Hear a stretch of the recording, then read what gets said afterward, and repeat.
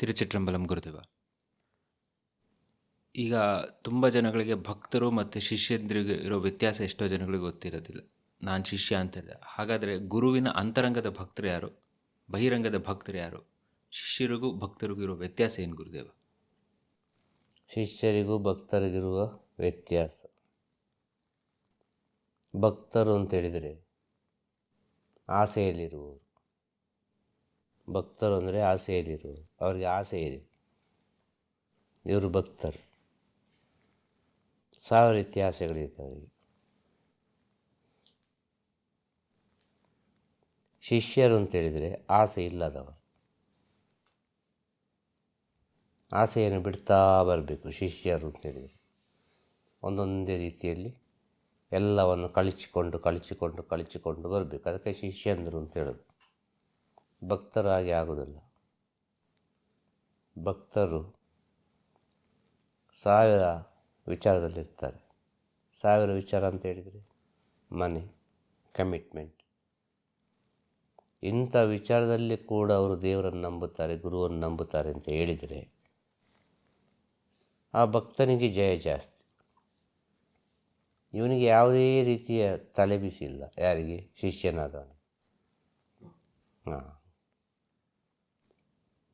ಯಾವುದೇ ರೀತಿಯ ತಲೆಬಿಸಿ ಇಲ್ಲ ಅವನಿಗೆ, ಏನು ಟೆನ್ಷನ್ ಇಲ್ಲ.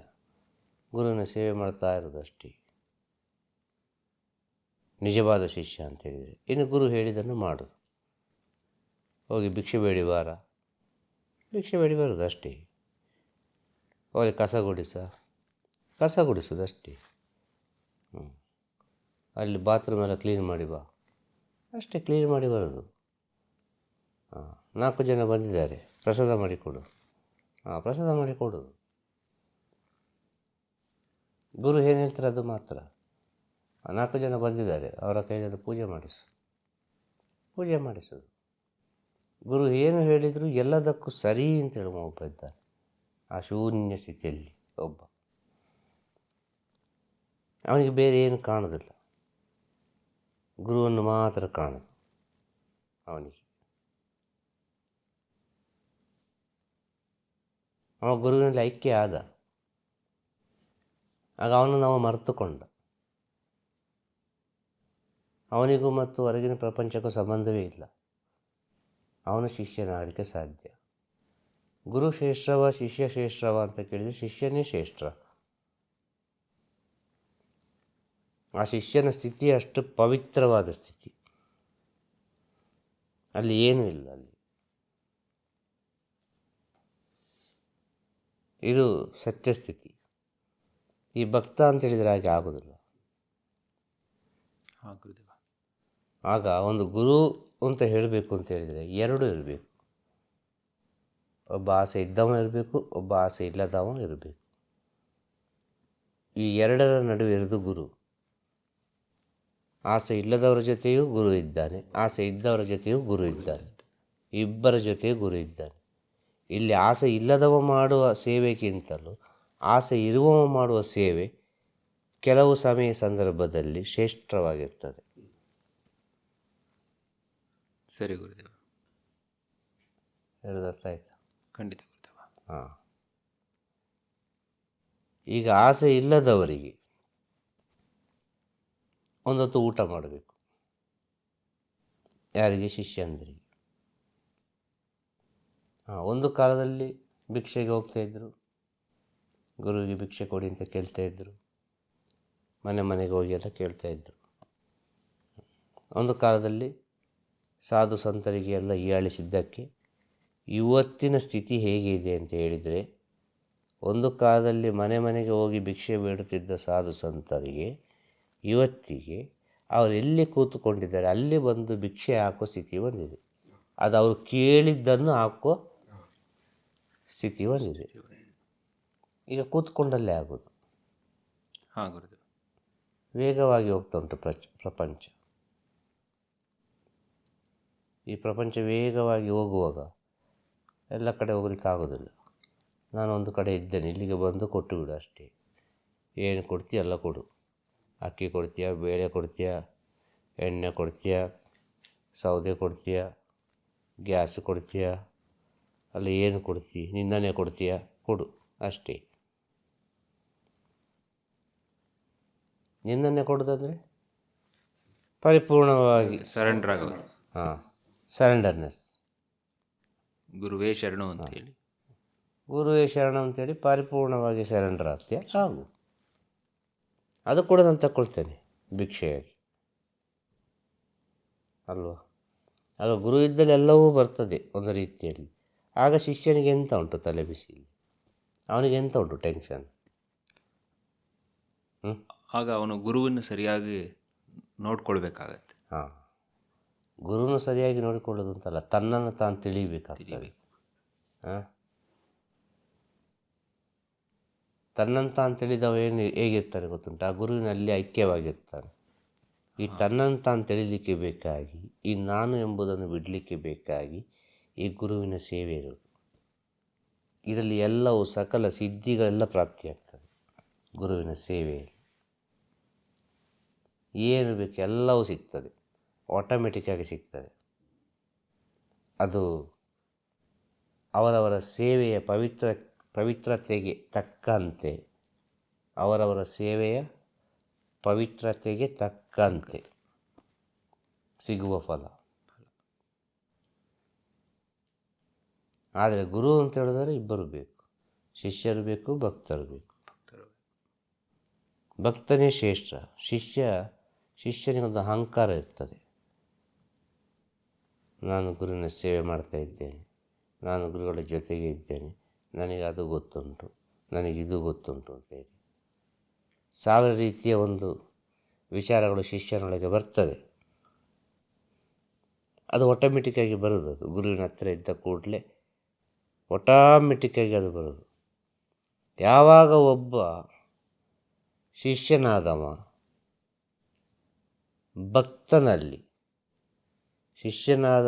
ಭಕ್ತರಲ್ಲಿ ಗುರುವನ್ನು ನೋಡಲಿಕ್ಕೆ ಕಲಿತಾನೋ ಅವನು ಶ್ರೇಷ್ಠ ಶಿಷ್ಯನಾಗ್ತಾನೆ.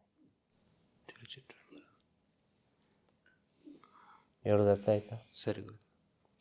ಯಾವಾಗ ಒಬ್ಬ ಶಿಷ್ಯನಾದವ ಭಕ್ತನಲ್ಲಿ ಗುರುವನ್ನು ನೋಡಲಿಕ್ಕೆ ಕಲಿತಾನೋ ಅವನು ಶ್ರೇಷ್ಠ ಶಿಷ್ಯನಾಗೋದು, ಅವನು ಪ್ರಪಂಚಕ್ಕೆ ಬೇಕಾದವನಾಗೋದು. ಸರಿ.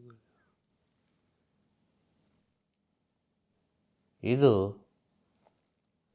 ಶಿಷ್ಯನಾದವ ಭಕ್ತರನ್ನು ನೋಡುವ ರೀತಿಯೇ ಬೇರೆ ಇರ್ತದೆ, ಗುರುವಾದವನು ಭಕ್ತರನ್ನು ನೋಡುವ ರೀತಿಯೇ ಬೇರೆ ಇರ್ತದೆ. ಇಷ್ಟೇ ವ್ಯತ್ಯಾಸ. ಒಂದು ವೇಳೆ ಅವನ ಗುರುವಿನಲ್ಲಿ ಐಕ್ಯವಾಗಿದ್ದರೆ ಶಿಷ್ಯನಾದವ, ಅವ ಭಕ್ತರನ್ನು ಗುರುವಾಗಿಯೇ ನೋಡ್ತಾನೆ. ಇಷ್ಟೇ ವಿಷಯ ಇಲ್ಲಿರೋದು. ಇಲ್ಲಿ ಯಾರು ಶ್ರೇಷ್ಠ ಅಂತ ಹೇಳೋದು? 24 ಗಂಟೆ ಗುರುವಿನ ಜೊತೆಗೆ ಇದ್ದೇ ಗುರುವಿನ ಸ್ಥಿತಿಯನ್ನು ಅರ್ಥ ಮಾಡಿಕೊಳ್ಳಲಿಕ್ಕೆ ಆಗೋದಿಲ್ಲ. ಎಷ್ಟೋ ದೂರದಲ್ಲಿದ್ದುಕೊಂಡು ಯಾವುದೋ ಬಿಸ್ನೆಸ್ ಮಾಡಿಕೊಂಡು ಯಾವುದ್ಯಾವುದೋ ರೀತಿಯಲ್ಲಿ ಕಷ್ಟ ಬಂದುಕೊಂಡು ಅಷ್ಟು ದೂರದಿಂದ ಗುರುವನ್ನು ಒಂದು ಎಳ್ಳಿನಷ್ಟಾದರೆ ಅರ್ಥ ಮಾಡಿಕೊಳ್ತಾರೆ. ಕಾರಣ ಏನು ಗೊತ್ತಾ? ಅವರಿಗೆ ಕ್ಷಣ ಕ್ಷಣ ಕೂಡ, ಸಮಯ ಕೂಡ, ಒಂದೊಂದು ಗಂಟೆ ಕೂಡ ಅಂತಂಥ ಪರೀಕ್ಷೆ ಬರ್ತಾನೆ ಇರ್ತದೆ. ಎಲ್ಲವನ್ನು ಫೇಸ್ ಮಾಡಿಕೊಂಡು ಹೋಗ್ತಾರೆ. ಸತ್ಯವಂತರು ಭಕ್ತರು ಅಂತೇಳಿದರೆ ಶಿಷ್ಯರಿಂದಲೂ ಒಂದು ಕೈ ಮೇಲಾದವರು. ಏನೋ ಒಂದು ಬೇಕು, ಏನೋ ಒಂದು 4 ಜನಕ್ಕೊಂದು ವ್ಯವಸ್ಥೆ ಮಾಡಬೇಕು ಅಂತೇಳಿದರೆ ಮೊದಲು ಬಂದು ಸ್ಪಂದಿಸುವುದು ಭಕ್ತರು ಅಲ್ವಾ? ಭಕ್ತರು ಕೊಟ್ಟದ್ದನ್ನು ಕಾಪಾಡೋದು ಶಿಷ್ಯಂದಿರು. ಭಕ್ತರು ಕೊಟ್ಟದ್ದನ್ನು ಅದೇ ರೀತಿ ಒಳ್ಳೆ ಪವಿತ್ರ ಮನಸ್ಸಿನಿಂದ ಕಾಪಾಡಿಕೊಂಡು ಬಂದರೆ ಅಂಥ ಕ್ಷೇತ್ರಗಳು, ಅಂಥ ಆಶ್ರಮಗಳು, ಅಂಥ ಸನ್ನಿಧಾನಗಳು ತನ್ನಿಂತಾನಾಗಿ ಬೆಳೆಯುವುದು. ಇಷ್ಟೇ ಇರಲಿರೋದು ವಿಷಯ. ಇಲ್ಲಿ ಎಲ್ಲವಿರೋದು ಶಿಷ್ಯಂದರ ಹತ್ರ ಅಂತೇಳೋದು. ಗುರು ಮತ್ತು ಭಕ್ತರ ನಡುವೆ ಇರೋದು ಶಿಷ್ಯ ಮತ್ತು ಭಕ್ತರ ನಡುವೆ ಇರೋದು ಗುರು, ಭಕ್ತ ಮತ್ತು ಶಿಷ್ಯರ ನಡುವೆ ಇರೋದು ಗುರು. ಆಗ ಇಲ್ಲಿ ಶಿಷ್ಯನಾದವ ಅವ ಒಂದು ನಡುವಿನಲ್ಲಿರುವವ, ಅವನ ಸೇತುವೆ ಇದ್ದಾಗೆ ಭಕ್ತನಿಗೆ ಮತ್ತು ಗುರುವಿಗೆ. ಈ ಶಿಷ್ಯ ಸರಿ ಇದ್ದರೆ ಮಾತ್ರ ಆ ಗುರು ಎಂಬ ವಿಚಾರ ಪ್ರಪಂಚದಲ್ಲಿ ಎತ್ತರದಲ್ಲಿ ಕಾಣ್ಬೋದು. ಭಕ್ತನಿಗೆ ಗೊತ್ತಿಲ್ಲ. ಭಕ್ತನ ಸ್ಥಿತಿ ಹೇಗೆ? ಅವನವನ ಆಸೆ ಮುಗಿಯುವಲ್ಲಿವರೆಗೆ ಮಾತ್ರ. ಅವನ ಕಾರ್ಯ ಆಯಿತಾ, ಮತ್ತು ಬಂದರೂ ಬಂದ, ಇಲ್ಲದ್ರೆ ಇಲ್ಲ. ಇನ್ನು ಕೆಲವು ಭಕ್ತರುಗಳಿಗೆ ಗೌರವ ಸಿಗಬೇಕು. ಬಂದ ಕೂಡಲೇ ಅವರನ್ನು ನಾವು ಸ್ವಾಗತಿಸಬೇಕು, ಅವರಿಗೊಂದು ರೆಸ್ಪೆಕ್ಟ್ ಕೊಡಬೇಕು. ಇಂಥ ಭಕ್ತರು ಇದ್ದಾರೆ. ಒಂದು ವಿಚಾರ. ಆಗ ಏನಾಗ್ತದೆ, ನಮ್ಮ ಸ್ಥಿತಿಗೆ ತಕ್ಕವಾಗಿ ಅವರಿಗೆ ಸ್ಪಂದಿಸಲಿಕ್ಕೆ ಆಗೋದಿಲ್ಲ.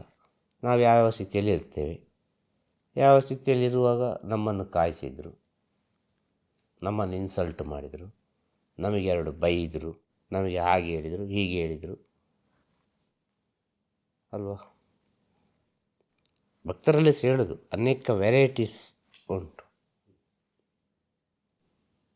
ಅಂಥ ಕೆಲವೆಲ್ಲ ವಿಷಯದಲ್ಲಿ ಕೂಡ ಎಷ್ಟೋ ಭಕ್ತರು ಬರ್ತಾರೆ, ಎಷ್ಟೋ ಭಕ್ತರು ಹೋಗ್ತಾರೆ, ಎಷ್ಟೋ ಭಕ್ತರು ಬರ್ತಾರೆ, ಎಷ್ಟೋ ಭಕ್ತರು ಹೋಗ್ತಾರೆ. ಇನ್ನು ಭಕ್ತರೊಳಗೆ ಮಾತುಗಳು ಉಂಟಾಗಿ ಸಾವಿರ ವಿಚಾರವನ್ನು ಅವರವರೇ ಸರಿ ಅಂತ ತೀರ್ಮಾನ ಮಾಡಿ ಏನೋ ಒಂದು ಕಲ್ಪನೆಯಲ್ಲಿ ದೂರಾದವರು ಇದ್ದಾರೆ. ಇದೆಲ್ಲ ಕರ್ಮಕ್ಕೆ ಸಂಬಂಧಪಟ್ಟ ವಿಚಾರ, ಇದು ಋಣಕ್ಕೆ ಸಂಬಂಧಪಟ್ಟ ವಿಚಾರ. ಆಗ ಅವನಿಗೆ ತಿಳಿದೋ ತಿಳಿಯದೆಯೋ ಅವ ಗುರುವಿನ ದರ್ಶನ ಮಾಡಿ, ಗುರುವಿನ ಸೇವೆ ಮಾಡಿ ಸ್ವಲ್ಪ ಸಮಯ, 1 ತಿಂಗಳು 2 ತಿಂಗಳು ಅಲ್ಲ 1 ವಾರವೋ 1 ದಿನವೋ ಬಂದು ಹೋಗ್ತಾನೆ. ಅದು ಅವನ ಜೀವನದಲ್ಲಿ ಮುಂದೆ ಎಷ್ಟು ಕಾಪಾಡ್ತದೆ ಅಂತ ಅವನಿಗೆ ಗೊತ್ತಿರೋದಿಲ್ಲ. ಹೇಳೋದು ಅರ್ಥ ಆಯ್ತಾ? ಹಾಗಾಗಿ ಶಿಷ್ಯರ ಪಾತ್ರ ಏನು ಅಲ್ವಾ? ಭಕ್ತ ಸಾವಿರ ರೀತಿಯಲ್ಲಿ, ಅಂಥ ಸ್ಥಿತಿಯಲ್ಲಿ ಕೂಡ ಭಕ್ತರು ನಮಗೆ ಸ್ಪಂದಿಸ್ತಾರೆ ಯಾವುದೋ ಒಂದು ರೀತಿಯಲ್ಲಿ. ಈಗಪ್ಪ ಅಲ್ಲಿ ಒಂದು ಕಲ್ಯಾಣ ಮಂಟಪ ಹೋಗಬೇಕು, ಏನೋ ಒಂದು ಸೇರಿಸಿ ಏನೋ ಒಂದು ಮಾಡಿಬಿಡು ಅಂತ ಹೇಳಿದರೆ ಎಲ್ಲ ಭಕ್ತರುಗಳು ಸೇರಿದರು, ಹಿಂದೆ ಮುಂದೆ ನೋಡದೆ ಯಾವುದೋ ಒಂದು ರೀತಿಯಲ್ಲಿ ಸ್ಪಂದಿಸಿದರು. ಆಗ ಶಿಷ್ಯಂದ್ರೆ ಏನು ಮಾಡಬೇಕು? ಭಕ್ತರನ್ನು ಗಮನಿಸ್ಕೊಳ್ಬೇಕು, ಗುರುವನ್ನು ಗಮನಿಸ್ಕೊಳ್ಬೇಕು ಅಲ್ವಾ? ಸತ್ಯ ಗುರುದೇವ. ಗುರುವಿಗೆ ನೋವಾಗದಂತೆ ಭಕ್ತರನ್ನು ಕಾಪಾಡಿಕೊಂಡು. ಖಂಡಿತವಾಗಿ. ಹೇಗೆ ಅಂತ ಹೇಳಿದರೆ,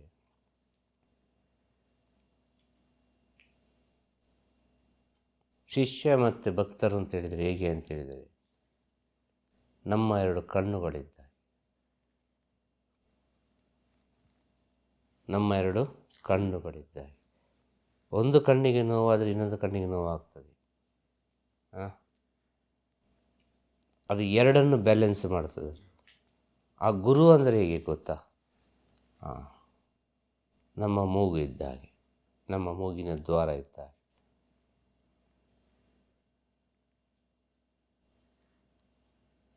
ಇದು ಸೇರಲೇಬೇಕು. ಇದು ಸೇರಿದರೆ ಸರಿಯಾಗೋದು. ಒಂದು ಗುರು ಎಂಬ ಸ್ಥಿತಿಗೆ ಇಬ್ಬರು ಇದ್ದರೆ ಅದು ಗುರು ಆಗೋದು. ಹೇಳೋದು ಅರ್ಥ ಆಯ್ತಲ್ವ? ಒಂದು ಭಕ್ತ ಬೇಕು, ಒಂದು ಶಿಷ್ಯ ಬೇಕು. ಇಲ್ಲಿ ಯಾರು ಮೇಲೆ ಯಾರು ಕೆಳಗೆ, ಯಾರ ಹತ್ರ ಏನು ವ್ಯತ್ಯಾಸ ಅಂತ ಹೇಳಲಿಕ್ಕೆ ಸಾಧ್ಯ ಇಲ್ಲ.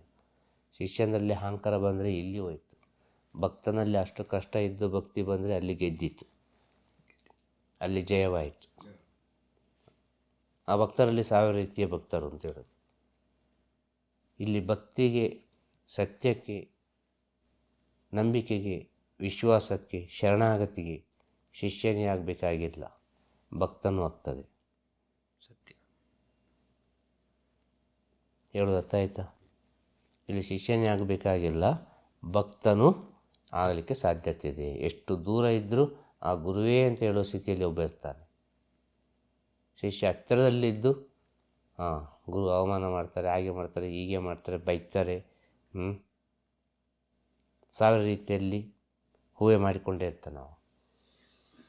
ಆಗ ದೂರದಲ್ಲಿರುವ ಅದು ಹೇಗೂ ಬೇಕಾದ್ರೆ ಕನೆಕ್ಟ್ ಆಗ್ಬೋದು, ಯಾರಿಗೂ ಬೇಕಾದ್ರೆ ಕನೆಕ್ಟ್ ಆಗ್ಬೋದು, ಅಲ್ಲಿಗೆ ಹೋಗ್ಬೋದು, ಇಲ್ಲಿಗೆ ಹೋಗ್ಬೋದು, ಎಲ್ಲಿಗೆ ಹೋಗ್ಬೋದು.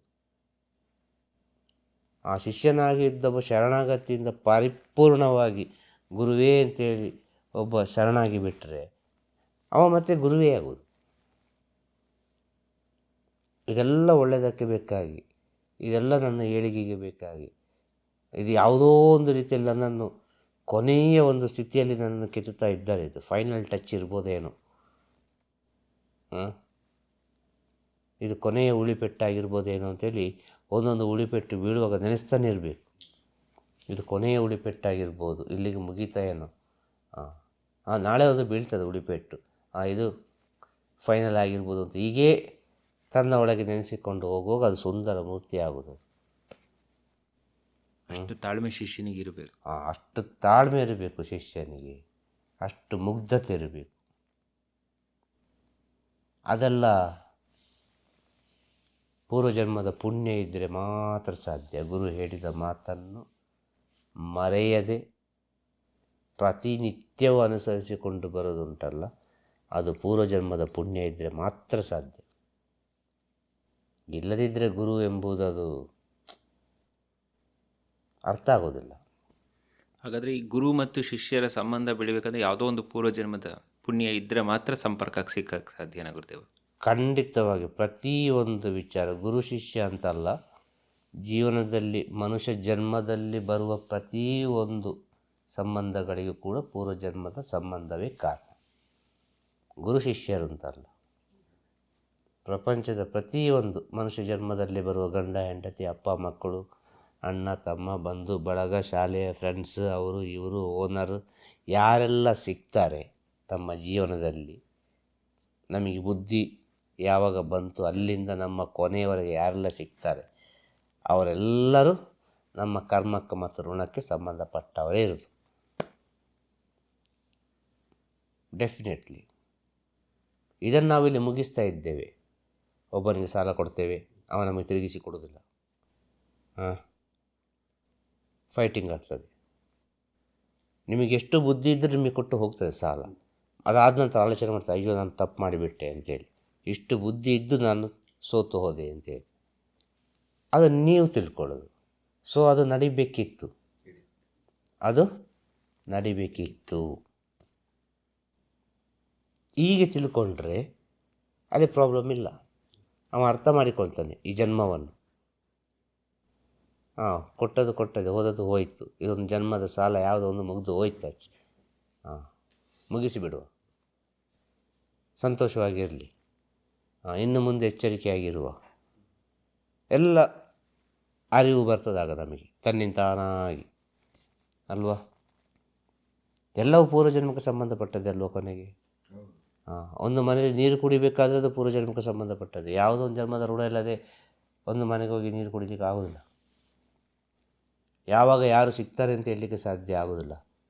ಹಿಂದೂವಿಗೆ ಮುಸಲ್ಮಾನ್ ಸಿಗ್ತಾನ, ಮುಸಲ್ಮಾನಿಗೆ ಕ್ರಿಶ್ಚಿಯನ್ ಸಿಗ್ತಾನ, ಕ್ರಿಶ್ಚಿಯನಿಗೆ ಪಾರ್ಸಿ ಸಿಗ್ತಾನ, ಪಾರ್ಸಿಗೆ ಬೌದ್ಧ ಸಿಗ್ತಾನ. ಆ ಸಮಯದಲ್ಲಿ ಆ ಕ್ಷಣದಲ್ಲಿ ಯಾರು ಸಿಗ್ತಾರೆ ಅಂತ ಹೇಳಲಿಕ್ಕೆ ಸಾಧ್ಯ ಇಲ್ಲ. ಯಾವ ಧರ್ಮದವರು ಸಿಗ್ತಾರೆ, ಯಾವ ಜಾತಿಯವರು ಸಿಗ್ತಾರೆ ಅಂತೇಳಿ ಗೊತ್ತಿಲ್ಲ ಇಲ್ಲಿ. ಇದೆಲ್ಲವೂ ಪೂರ್ವಜನ್ಮಕ್ಕೆ ಸಂಬಂಧಪಟ್ಟದೆ. ಈ ಪೂರ್ವಜನ್ಮಕ್ಕೆ ಸಂಬಂಧಪಟ್ಟ ಸಂಬಂಧದಲ್ಲಿ ಉನ್ನತವಾದ ಒಂದು ಪೂರ್ವಜನ್ಮದ ಸಂಬಂಧ, ಪುಣ್ಯದ ಸಂಬಂಧ ಅಂತ ಹೇಳಿದರೆ ಅದು ಗುರು ಶಿಷ್ಯರ ಸಂಬಂಧ. ತಿರುಚಿಟ್ರಂಬಲ ಗುರು ಶಿಷ್ಯರ ಸಂಬಂಧ. ಶಿಷ್ಯನಾಗಬೇಕು ಅಂತ ಹೇಳಿದರೆ ಮೊದಲು ಅವನು ಭಕ್ತನಾಗಬೇಕು. ಈಗಿದನ್ನು ಹೇಗೆ ಬಿಡಿಸೋದು? ಇಲ್ಲಿ ಭಕ್ತ ಬೇರೆ ಅಲ್ಲ, ಶಿಷ್ಯ ಬೇರೆ ಅಲ್ಲ. ಮೊದಲು ಅವನು ಭಕ್ತನಾಗಬೇಕು. ಭಕ್ತನಾಗುವ ಮೊದಲು ಅವನು ಅತಿಥಿಯಾಗಬೇಕು, ಒಂದು ಗೆಸ್ಟ್ ಆಗಬೇಕು. ಅತಿಥಿ ಒಂದು ಸಲ ಬಂದು ಹೋಗ್ತಾನೆ. ಆ ಬಂದು ಹೋದಲ್ಲಿ ಅವನಿಗೇನೋ ಒಂದು ಅನಿಸ್ತದೆ, ಏನೋ ಒಂದು ಸರಿ ಕಾಣ್ತದೆ ಅವನಿಗೆ. ಅವನ ಅಂತರಾತ್ಮಕ್ಕೆ ಓಕೆ ಅಂತ ಹೇಳ್ತದೆ. ಅವನ ಅಂತರಾತ್ಮಕ್ಕೆ ಓಕೆ ಅಂತ ಹೇಳೋಕೆ ಪುನಃ ರಿಟರ್ನ್ ಬರ್ತಾನೆ. ಹಾಗೆ ಬಂದಾಗ ಸುಮ್ಮನೆ ಕೂತ್ಕೊಳ್ಳೋದಿಲ್ಲ, ಇನ್ನಷ್ಟು ವಿಷಯವನ್ನು ತಿಳ್ಕೊಳ್ತಾನೆ. ಹಾಗೆ ಮುಂದೆ ಹೆಜ್ಜೆ ಇಡ್ತಾನೆ, ಭಕ್ತನಾಗ್ತಾನೆ. ಆ ಭಕ್ತನಾದವನು ಅಲ್ಲಿಂದಲೂ ಮುಂದೆ ಹೆಜ್ಜೆ ಇಡುವಾಗ ಅವನು ಶಿಷ್ಯನಾಗ್ತಾನೆ. ಆಗ ಶಿಷ್ಯನಾಗಬೇಕು ಅಂತ ಹೇಳಿದರೆ ಅವನು ಮೊದಲು ಭಕ್ತನಾಗಬೇಕು. ಈಗ ಭಕ್ತ ಮತ್ತು ಶಿಷ್ಯನನ್ನು ಹೇಗೆ ಬೇರೆ ಮಾಡೋದು? ಕಷ್ಟ. ಅನುಭವ. ಅಲ್ಲ, ಅದೇ ರೀತಿ ನಾವು ಅತಿಥಿಗಳಾಗಿ ಈ ಭೂಮಿಗೆ ಬಂದು ಆ ಭಗವಂತನ ಭಕ್ತನಾಗಿ, ಆ ಗುರುವಿನ ಭಕ್ತರಾಗಿ, ಆ ಗುರುವಿನ ಭಕ್ತರಾಗಿ ಅಲ್ಲಿಂದ ನಾವು ಗುರುವಿನ ಶಿಷ್ಯರಾಗಿ, ಆ ಭಗವಂತನ ಪಾದದ ಚರಣದಲ್ಲಿ ದಾಸರಾಗಿ ನಮ್ಮ ಜೀವನವನ್ನು ನಾವು ಹಾಗೆಯೇ ತಗೊಂಡು ಹೋಗುವಾಗ ಗುರು ಅಂತೇಳಿ ಸ್ವೀಕಾರ ಮಾಡಿದರೆ ನಿನ್ನೊಳಗೆ ಗುರುವೇ ಬರ್ತಾರೆ. ಆ ಭಗವಂತ ಅಂತೇಳಿ ಸ್ವೀಕಾರ ಮಾಡಿದರೆ ನಿನ್ನೊಳಗೆ ಭಗವಂತನೇ ಬರ್ತಾರೆ. ಇಷ್ಟೇ ವಿಷಯ. ಭಗವಂತ ನಿಮ್ಮೊಳಗೆ ಬರುವಾಗ ನಿಮ್ಮೆಲ್ಲ ವಿಚಾರಗಳು ಚೇಂಜ್ ಆಗ್ತದೆ. ಗುರು ನಿಮ್ಮೊಳಗೆ ಬರುವಾಗ ನಿಮ್ಮ ಎಲ್ಲ ವಿಚಾರಗಳು ಚೇಂಜ್ ಆಗ್ತದೆ. ಆ ಗುರುವಿಗೆ ಸಂಬಂಧಪಟ್ಟಂತೆ, ಪ್ರಕೃತಿಗೆ ಸಂಬಂಧಪಟ್ಟಂತೆ ತನ್ನಿಂದ ತಾನಾಗಿ ಎಲ್ಲವೂ ಪರಿವರ್ತನೆ ಆಗ್ತಾ ಹೋಗ್ತದೆ. ಗುರು ಎಂಬುದು ಬಹಳ ಮುಖ್ಯ. ಇಲ್ಲಿ ಶಿಷ್ಯ ಭಕ್ತ ಅಂತ ಹೇಳಲಿಕ್ಕೆ ಆಗೋದಿಲ್ಲ. ಅರ್ಥ ಆಯ್ತಾ? ಸರಿ. ಯಾವ ಸಮಯದಲ್ಲಿ ಯಾವುದು ಸಿಗಬೇಕು ಅಲ್ಲಿಂದ ಒಳ್ಳೆಯದು ಸಿಗ್ತದೆ. ಒಂದು 50% ಭಕ್ತರಿಂದ ಒಳ್ಳೆಯದಾದರೆ 50% ಶಿಷ್ಯನಿಂದ ಒಳ್ಳೆಯದಾಗ್ತದೆ. ಶಿಷ್ಯನಿಂದಲೇ 100% ಆಗೋದಿಲ್ಲ, ಭಕ್ತರಿಂದಲೂ 100% ಆಗೋದಿಲ್ಲ. ಇದು ಎರಡು ಕೈ ಜೋಡಿದಾಗೆ. ಅರ್ಥ ಆಯ್ತಲ್ವ? ಎರಡು ಕೈ ಸೇರಿ ಚಪ್ಪಾಳೆ ಹೊಡೆದಾಗಿ. ಒಂದು ಕೈ ಶಿಷ್ಯ ಆದರೆ ಒಂದು ಕೈ ಭಕ್ತ. ಇದು ಎರಡು ಸೇರಿದರೆ ಏನೋ ಒಂದು ಆಗಬಹುದು. ಇಲ್ಲಿ ಬೇರೆ ಬೇರೆ ಅಂತ ಹೇಳಲಿಕ್ಕೆ ಆಗೋದಿಲ್ಲ. ಒಂದು ವಿಚಾರ ಹೇಳ್ದತ್ತಾಯ್ತಾ? ಹೀಗೆ ಒಂದು ವಿಷಯ ನಾವು ತಗೊಂಡ್ರೆ ಅದರ ಅಧ್ಯಯನವನ್ನು ಮಾಡ್ತಾ ಮಾಡ್ತಾ ಮಾಡ್ತಾ ಪ್ರಕೃತಿಗೆ ಸಂಬಂಧಪಟ್ಟು ಮಾಡಬೇಕು. ಅದು ಪ್ರಾರಂಭ ಒಂದು ರೀತಿಯಲ್ಲಿ ಆಗಿರ್ಬೋದು. ಅದರ ಅಧ್ಯಯನ ಮಾಡ್ತಾ ಮಾಡ್ತಾ ಹೋಗ್ತಾ ಹೋಗ್ತಾ ಹೋಗ್ತಾ ಹೋಗ್ತಾ ಅದು ಇನ್ನೊಂದು ರೂಪವನ್ನು ಕಾಣ್ತದೆ. ಅದಕ್ಕೆ ಹೇಳೋದು ಬಹಳ ತಾಳ್ಮೆ ಬೇಕು. ಒಂದು ವಿಷಯವನ್ನು ಮಾತಾಡುವಾಗ ತುಂಬ ಸೂಕ್ಷ್ಮವಾದ ಜ್ಞಾನ ಇರಬೇಕು. ಇದೇ ಉತ್ತರ ಅಂತ ಹೇಳಲಿಕ್ಕೆ ಆಗೋದಿಲ್ಲ. ಉತ್ತರ ಹೋಗ್ತಾ ಹೋಗ್ತಾ ಹೋಗ್ತಾ ಹೋಗ್ತಾ ಹೋಗ್ತಾ ಹೋಗ್ತಾ ಉತ್ತರ ಸಿಗುವುದು.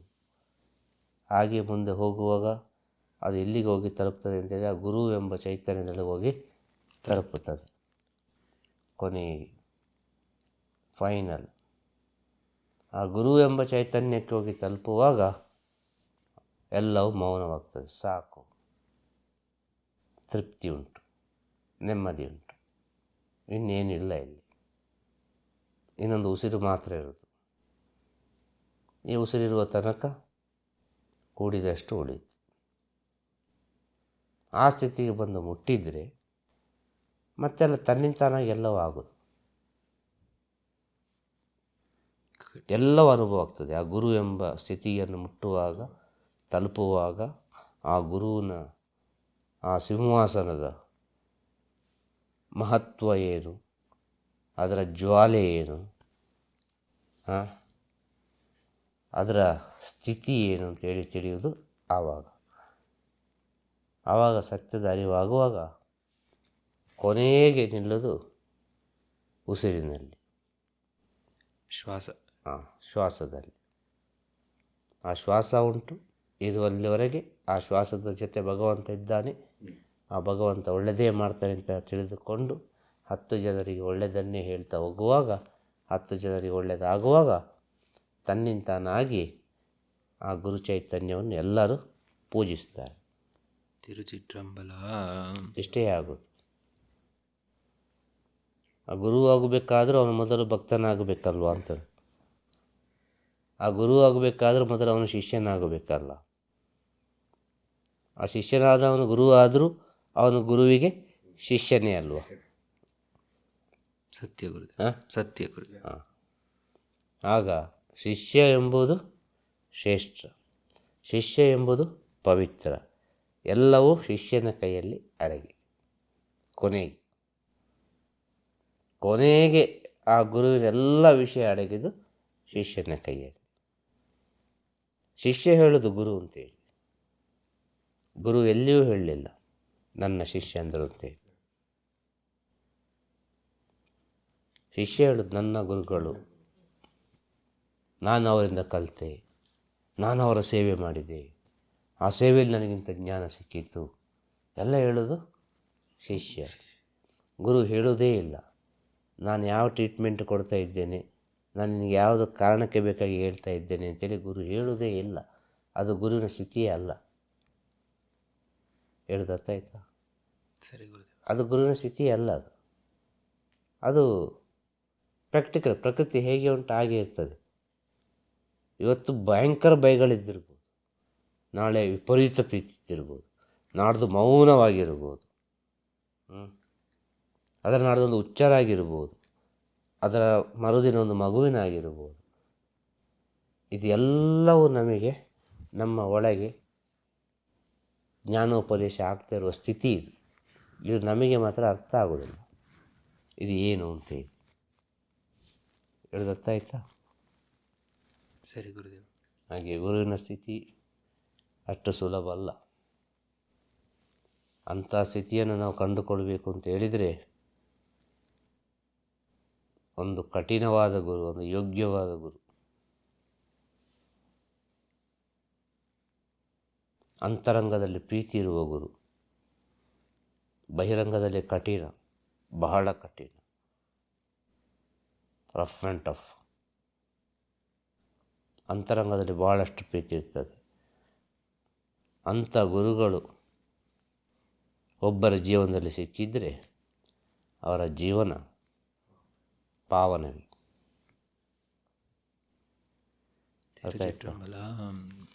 ತಿರುಚಿಟ್ರಂಬಲಂ ತಿರುಚಿಟ್ರಂಬಲಂ. ಗುರುವೇ ಶರಣಂ. ಗುರುವೇ ಶರಣಂ. ನಮಃ ಶಿವಾಯ. ನಮಃ ಶಿವಾಯ. ನಮಃ ಶಿವಾಯ. ನಮಃ ಶಿವಾಯ. ನಮಃ ಶಿವಾಯ. ನಮಃ ಶಿವಾಯ.